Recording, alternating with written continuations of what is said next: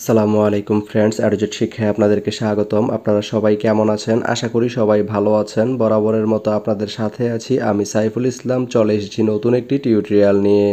So আজকের টিউটোরিয়ালটি কোন বিষয়ের উপর হতে চলেছে সেটা নিশ্চয়ই আপনারা টাইটেল এবং থাম্বনেল দেখে অলরেডি বুঝে গেছেন। তো আমি কথা বাড়াবো না, চলে যাব মেইন টিউটোরিয়ালে। আর মেইন টিউটোরিয়ালে যাওয়ার আগে একটা কথা বলে নিতে চাই, আপনি যদি আমার চ্যানেলে নতুন হয়ে থাকেন তাহলে অবশ্যই আমার চ্যানেলটি সাবস্ক্রাইব করে নোটিফিকেশন বেলটি অন করে দিবেন। আর যারা অলরেডি সাবস্ক্রাইব করে রেখেছেন তাদেরকে অনেক অনেক ধন্যবাদ।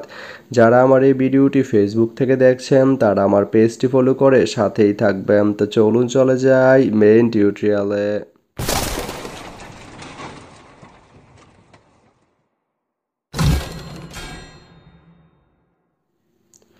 তো বন্ধুরা, আজকে আমরা জানবো আপনি পটিয়া থেকে ডুলাহাজারা যেতে কোন কোন ট্রেন রয়েছে, সেই ট্রেনগুলো ছাড়ার নতুন সময়সূচি, বন্ধের দিন এবং গিয়ে পৌঁছতে কতক্ষণ সময় লাগবে বিস্তারিত।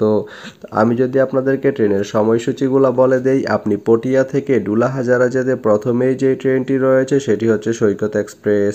সৈকত এক্সপ্রেস ট্রেনটি পটিয়া থেকে ছাড়বে সকাল 7টা 7 মিনিটে এবং এটি ডুলাহাজারা গিয়ে পৌঁছবে সকাল 8টা 58 মিনিটে। সোমবারের দিন এই ট্রেনটি বন্ধ থাকে।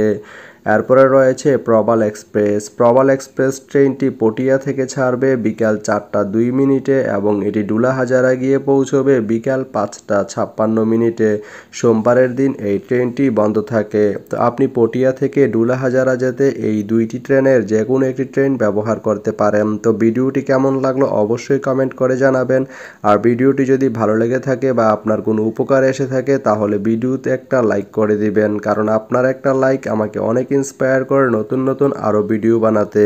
তো ধন্যবাদ সবাইকে ভিডিওটি এতক্ষণ ধৈর্য ধরে দেখার জন্য। ভালো থাকবেন, সুস্থ থাকবেন, অ্যাডজেট শিক্ষার সঙ্গেই থাকবেন।